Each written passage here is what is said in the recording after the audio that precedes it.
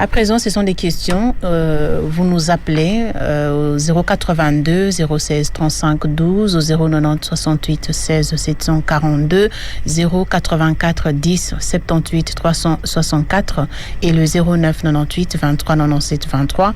Vous nous écrivez au 081 99 66 098 pour nous faire parvenir vos questions en rapport avec la catéchèse du jour. On va prendre les 4 questions de Hervé et Sommet depuis la paroisse Saint-Jean-Paul II. Nous sommes à Limete, Kinshasa. La première, pourquoi prendre 30 jours pour que le nonce puisse établir une liste de 3 noms pour envoyer à Rome? Ces chiffres est-il biblique, Père Baudouin? Pourquoi prendre 30 jours par le nonce apostolique pour établir une liste de 3 personnes à envoyer à Rome? À Rome, oui. Est-ce que c'est significatif, ces chiffres? Non, c'est-à-dire, dans chaque diocèse, et ce sont tous les diocèses qui le font, tous les 3 ans, les évêques de chaque diocèse présentent une liste de personnes épiscopables, c'est-à-dire qui peuvent dans l'avenir devenir des évêques. Et ces listes sont envoyées à Rome, à la Congrégation pour l'évangélisation des peuples, par l'entremise de l'annonciature apostolique. Donc chaque évêque peut le faire, et les évêques regroupés en provinces ecclésiastiques peuvent aussi le faire. Et toutes ces listes sont envoyées tous les 3 ans. C'est-à-dire, il faut mettre à jour les listes qu'on a envoyées il y a 3 ans passés. Parce que les choses évoluent. Les évêques regardent, chaque évêque d'abord dans son diocèse, qui pourrait, dans l'avenir, devenir évêque. Qui réunit les critériums, qui est capable de devenir évêque, qui est idoine, qui remplit toutes les conditions fixées par le droit canonique. Et on propose 3 noms. Et ces 3 noms sont envoyés au siège apostolique, comme je l'ai dit, par la médiation du nonce apostolique. Oui. Et le nonce apostolique, comme il est le représentant du Saint-Père dans notre pays, aux côtés de ces noms, il peut faire des annotations parce qu'on présente les noms avec les dossiers complets de la personne. Oui. Et là, le nonce, dans ses enquêtes, dans ses recherches, il essaye de connaître ces personnes-là. Parce qu'il ne faut pas proposer à Rome des personnes qu'on ne connaît pas. Tout à fait. Alors, il fera des études, il fera des enquêtes, il aura des renseignements. Et après avoir recueilli tous ces renseignements, eh bien, il peut faire des annotations aux côtés de chaque candidat et il les envoie au siège apostolique. Donc, oui. C'est cela. Ça s'est fait tous les 3 ans. Ce n'est pas qu'on attend 30 jours. Non. Oui. C'est tous les 3 ans. Selon les temps qu'on avait présenté les premiers. Oui. Si vous avez, par exemple, maintenant nous sommes en 2020. En 2017, vous avez présenté 3 noms. Eh bien, il faut actualiser en 2020 ces noms-là. Ou vous changez les noms, ou vous bien présentez d'autres personnes, ou vous confirmez les mêmes personnes présentées. Oui. Donc ça s'est fait comme ça dans tous les diocèses du monde. Okay. Et c'est ça l'administration de l'Église catholique. Quand il y a les besoins, eh bien, ils ont déjà une banque de données. On ne tâtonne pas comme nous ici à Kinshasa. Lorsque l'événement arrive demain, aujourd'hui on se prépare, voilà, à midi, on dit il y a à 15h tel événement. Non, les choses se préparent des années avant. Et voilà pour la nomination des évêques, ça s'est fait comme cela. Voilà.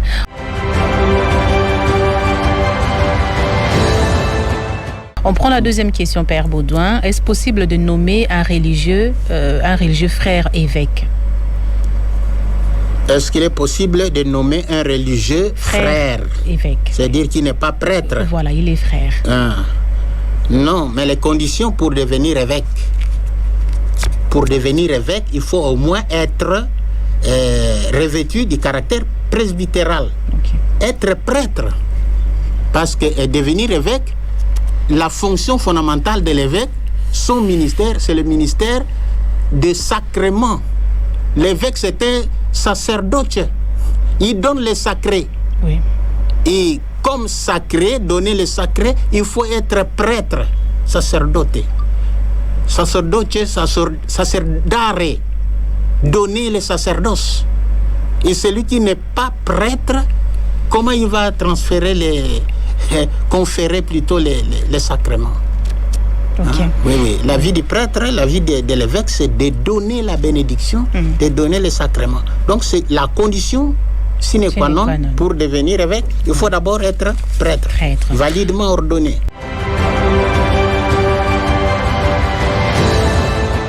Ok. La troisième question, que signifie une devise épiscopale pour un évêque? Une devise épiscopale pour un évêque? Qu'est-ce à dire? Oui, oui. C'est son plan d'action. Quand un évêque présente une devise épiscopale, c'est sa vision de son ministère épiscopal. Comment il entend réaliser son ministère. C'est aussi une partie de sa vocation. Il comprend pourquoi il a été appelé par Dieu. Qu'est-ce qu'il veut réaliser? Qu'est-ce qu'il ressent dans son cœur? Cette poussée intérieure qui l'oriente vers.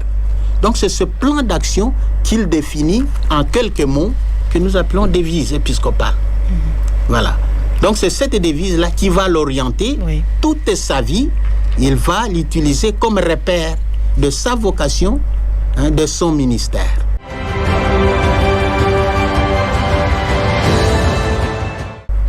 Quatrième question, Père Baudouin. Quelle est la portée biblique des ornements épiscopaux? Il cite la mitre, la barrette, la crosse et le grand crucifix. Ça remonte dans l'histoire. Ça ne commence pas aujourd'hui. Oui. Je me rappelle dans le temps, les années passées, on a fait toute une émission sur les insignes épiscopaux. Oui. Oui. Par exemple, la crosse épiscopale, c'est la symbolique du pasteur. Le pasteur a son bâton. Un bâton qui l'aide à guider, à orienter les brebis du Seigneur. Oui. L'anneau épiscopal, c'est l'insigne du pouvoir sacerdotal, épiscopal de l'évêque. Oui. Oui. Donc chaque insigne qu'on donne à un évêque a sa symbolique. La mitre, par exemple, avec 2 fentes, ça symbolise l'Ancien et le Nouveau Testament. Okay. Oui. Donc ça remonte depuis le temps de Moïse. L'église catholique n'est pas l'église fondée aujourd'hui, c'est une église fondée sur la tradition de l'église. Oui. Et la tradition est millénaire. Ça fait 2000 ans. Ce n'est pas nous qui inventons aujourd'hui. Par exemple, la couleur rouge du cardinal, le martyr.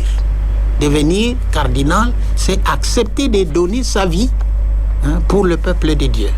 Être prêt à dire oui au Seigneur, même si cela doit vous coûter la mort. Donc il y a autant d'insignes que l'évêque porte, que le cardinal peut porter, qui ont une symbolique, qui ont un sens dans la vie de l'Église.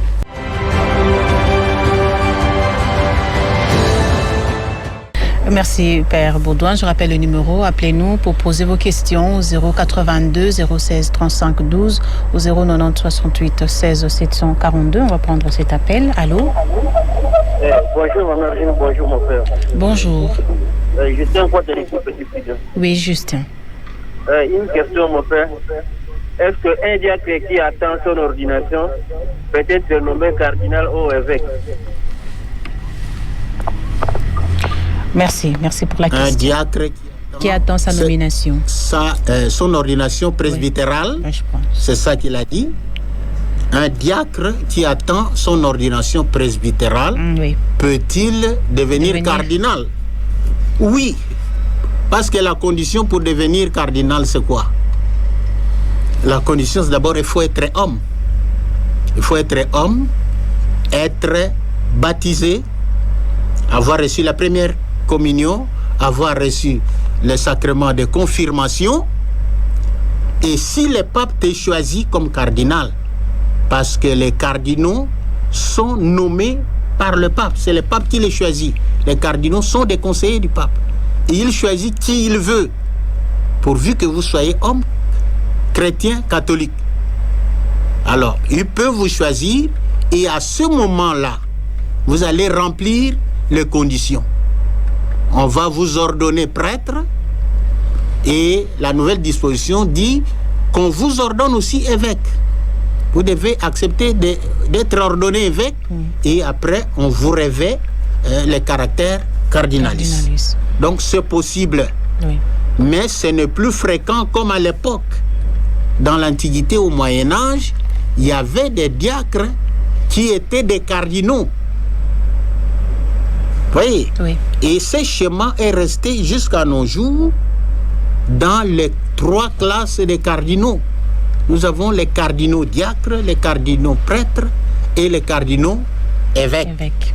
Mais ceux-là, les 3 figures, ne veulent pas dire que les cardinaux diacres sont des diacres. Non, ils sont des prêtres. Ils sont des prêtres, ils sont des évêques, mais ils sont dans la classe, la catégorie appelée de cardinaux diacres parce qu'ils reçoivent une diaconie. Tandis que les cardinaux prêtres, ils reçoivent le titre d'une paroisse. Et les cardinaux évêques, ceux d'un diocèse. Donc c'est possible. Si les diacres, c'est possible qu'ils deviennent cardinal et même pape. Si l'Esprit Saint est sur lui, il peut devenir pape. Et il va aussi devenir saint. Oui, qu'est-ce qui est plus compliqué, devenir saint ou devenir évêque ou devenir... Donc, oui, Dieu a disposé beaucoup de choses pour nous. Avec la grâce du Seigneur, on peut devenir cela. Merci Père. Oui, allez-y. Notre espoir, c'est de devenir des saints. C'est notre vocation. Notre vocation. Oui. Tout à fait.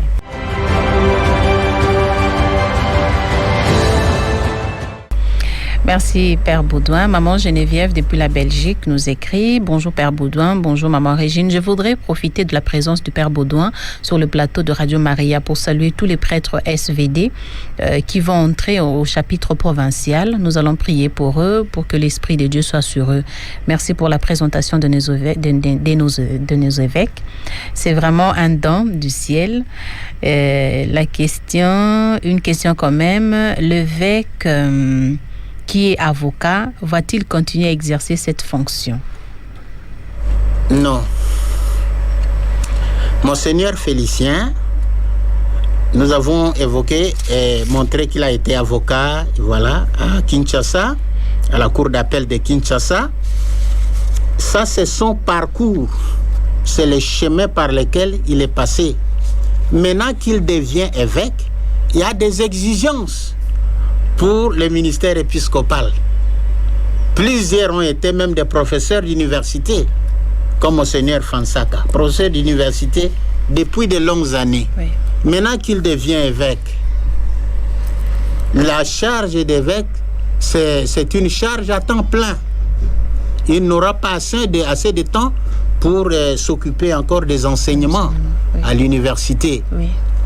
La plupart de nos évêques ici à Kinshasa, même l'actuel cardinal, l'archevêque Fridolin Ambongo, était professeur à l'UCC. Est-ce qu'il enseigne encore aujourd'hui? Non. Même le cardinal Monsengo, à l'époque, il était professeur à l'UCC. Monseigneur Fulgence Mouteba, de Kilwa Kasenga, était professeur. La plupart de nos évêques sont des professeurs. Mais compte tenu de la réalité de leur ministère épiscopal, un ministère qui est très exigeant, qui a beaucoup de choses à faire, eh bien, ils n'ont plus la possibilité de s'occuper de l'enseignement. La même chose pour Monseigneur Félicien, c'est seulement son parcours, il est passé par là, il a cette formation, seulement quand il sera évêque, eh bien, il va bien gérer, parce qu'il a fait des droits de l'homme. Il va bien travailler, il va gérer son presbytérium, il aura de bonnes relations avec le peuple de Dieu, parce qu'il a des notions sur cela, et il va les mettre en pratique dans sa vie, dans son ministère épiscopal.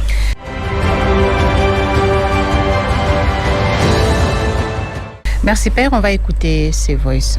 Maman Régine, bonjour mon père et merci pour cette très belle catéchèse. Voici d'abord une petite remarque. Est-ce qu'il y a une différence entre nomination et ordination? Ma première question, nommer un évêque, c'est une chose. Mais faire à ce que cet évêque-là reste catholique en est une autre. Parce que comment se fait-il qu'un évêque nommé évêque arrive à se détacher de sa communion avec les successeurs de Pierre? C'est qu'il y a un problème, soit de l'évêque nommé, ou bien soit de l'évêque nommé qui accuse les successeurs de Pierre de quelque chose. Ma deuxième question, les procédures de nomination n'ont pas toujours été les mêmes au cours de l'histoire. Et même aujourd'hui, on constate que les nominations d'un évêque catholique ne sont pas identiques selon les pays. Dans certains pays, c'est par acclamation qu'on nomme un évêque. Dans d'autres, c'est par la faveur de la communauté, mais aussi par le pouvoir politique du moment, qui ont toujours joué aussi un rôle là-dessus. Enfin, dans d'autres pays, c'est des chanoines de la cathédrale qui présentent à Rome une liste de 3 noms. Alors finalement, de toutes ces sortes de nominations que je viens de citer, quelle est celle que l'Église a retenue aujourd'hui? Ma troisième question, et si l'évêque nommé refuse cette nomination-là, est-ce qu'il sera traité d'insubordination au pape? Et pour terminer, pouvez-vous nous établir un portrait robot de l'évêque idéal? Un portrait robot de l'évêque idéal. Merci mon père, moi je m'arrête là. Merci à Joseph de Marie qui a posé cette série de questions. Père Baudouin. Il y a beaucoup de questions, oui. Beaucoup de choses à dire.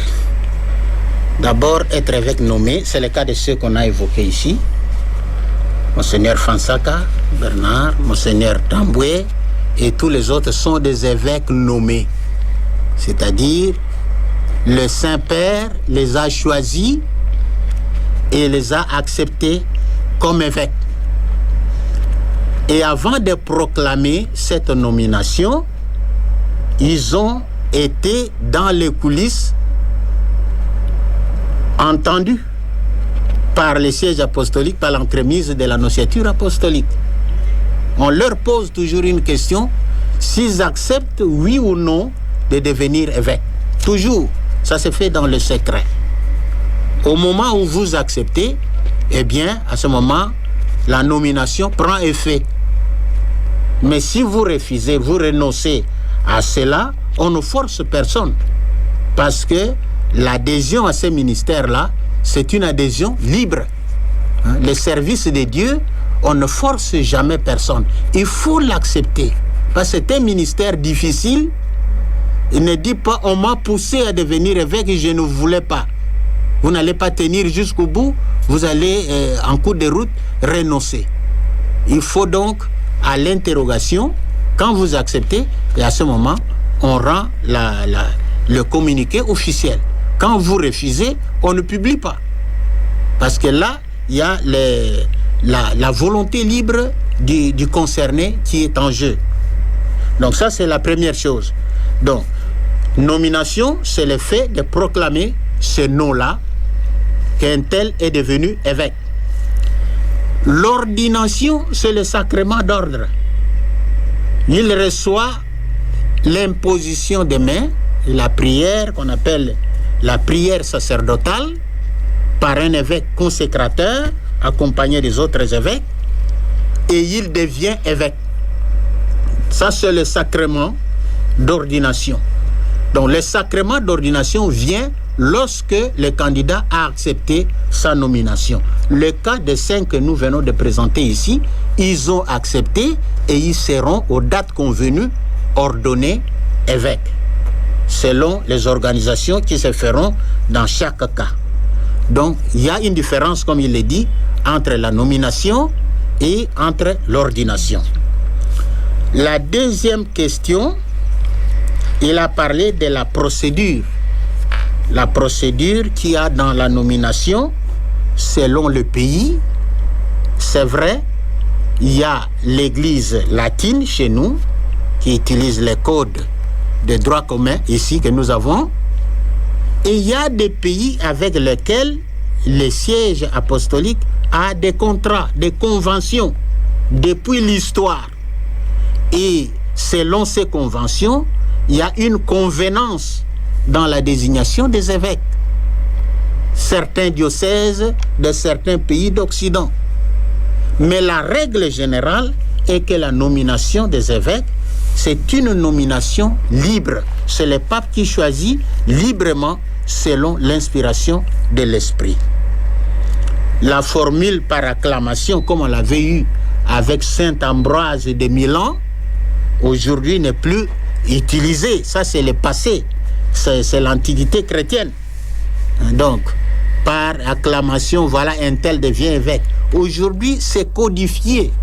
Je pense au canon 377, quand vous lisez là-bas, dans notre code de droit canonique, eh bien, vous verrez le critérium fixé par les codes pour devenir évêque. Il faut remplir un certain nombre de critères. Il faut être formé, être homme de foi, être un homme de probité morale, un homme sur qui le pays peut compter. Donc il faut regarder ces critères-là. Ce n'est pas n'importe qui devient évêque. Parce que tu auras à ta charge tout un peuple de Dieu à conduire. Ce n'est pas n'importe qui devient pasteur d'un peuple. Donc tout cela, tous ces éléments sont pris en compte. Et les papes et l'église locale, la conférence des évêques, la nociature et les diocèses, et même les communautés, les laïcs, les personnes dignes de foi, sont consultés pour cela. Donc si vous voyez ici 5 évêques nommés du coup comme ça, les consultations ont commencé parfois il y a 5 ans, 6 ans passés. Et maintenant on voit les résultats.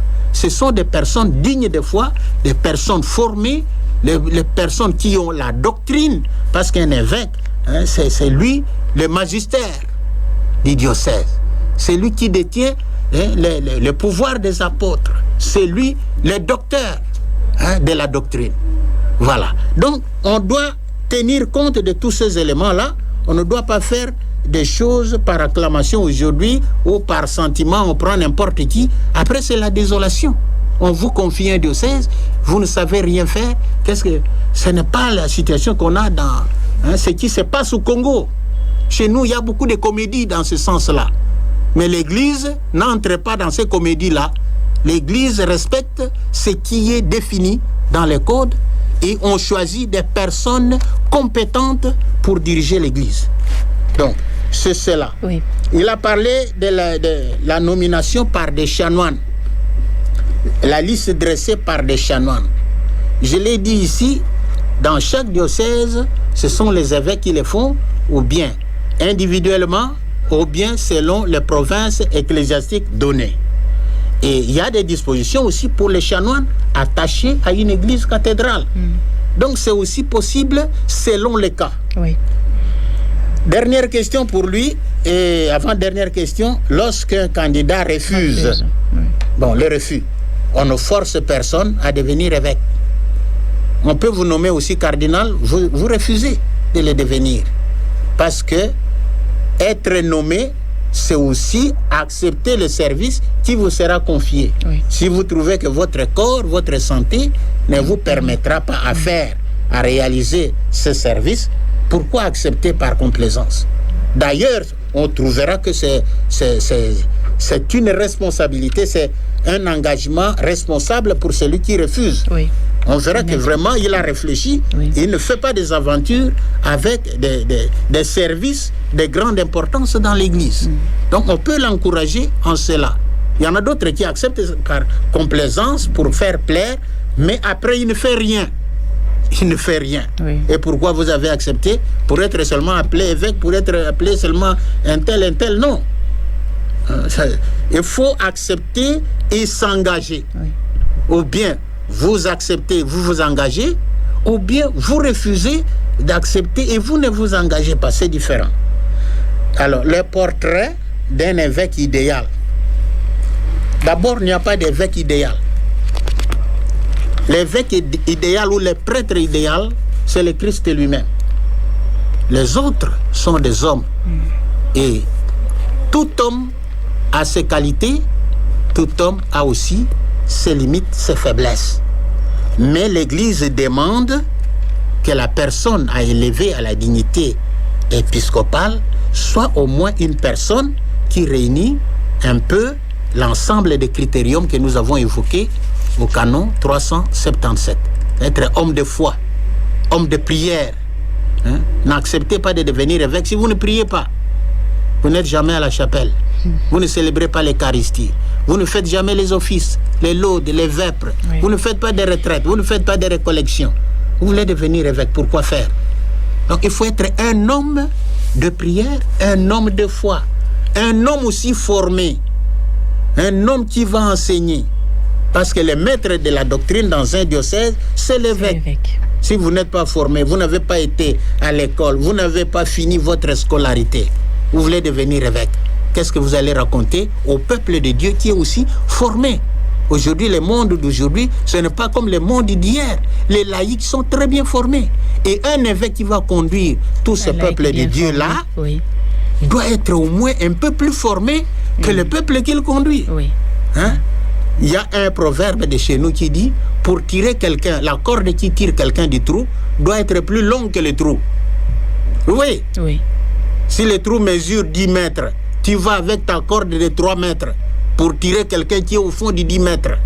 Et toi et ta corde, vous risquez de vous retrouver au fond de ce trou-là. Voilà.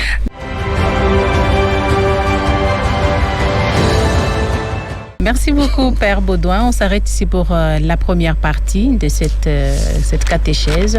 Un dernier mot aux auditeurs avant la prière. Oui, merci Maman Régine. Nous disons félicitations à nos 5 évêques. Bien qu'on vient de parler seulement des 2 évêques diocésains, nous félicitons tous les autres évêques, les 3 auxiliaires de Kinshasa.